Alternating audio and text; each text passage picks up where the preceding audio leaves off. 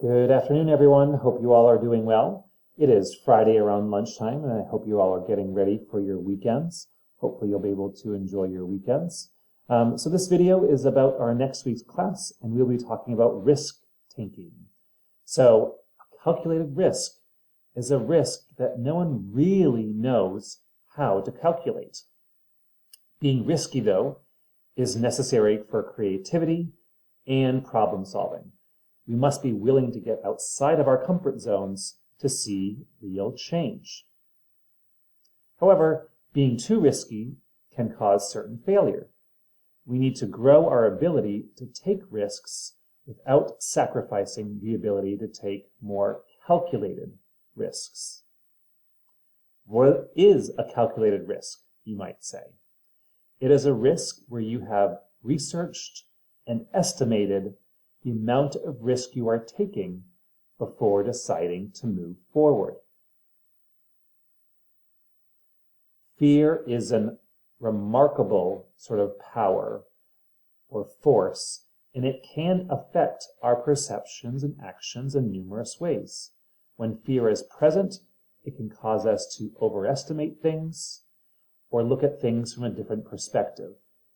In fact, many of the things that are commonly listed as people's biggest fears, such as public speaking or flying, actually carry very little risk. People who are good at taking calculated risks can put some of that emotion aside and focus on the logic of the situation. One of the biggest factors that prevents us from taking more calculated risks is the unknown. So we want to do our research, and you should be doing your research as well for your problem-solving project, so you can learn more about the potential solutions. This way you're better able to handle any of the risks that you might face or individuals in your situation may face when they are trying to solve their problem. So to get more comfortable with taking calculated risks, we actually need to learn how to say no a little bit better, especially to know things that are going to be very risky. Sometimes we get so invested in our idea that it's hard to say no to things. Just like, using gambling as an example. There is a large risk involved in that because you could lose money.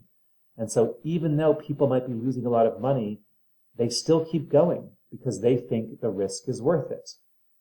However, if we say yes to risk, then we are accepting that the risk is there and we are working with the fear to try and overcome it. So, do you consider yourself to be a risk taker? Well, we'll talk about that more next week. So, as a reminder, all you have to do next week, besides watching this video, of course, is just reply to 5 of your classmates' videos on our discussion board post in Canvas for their projects.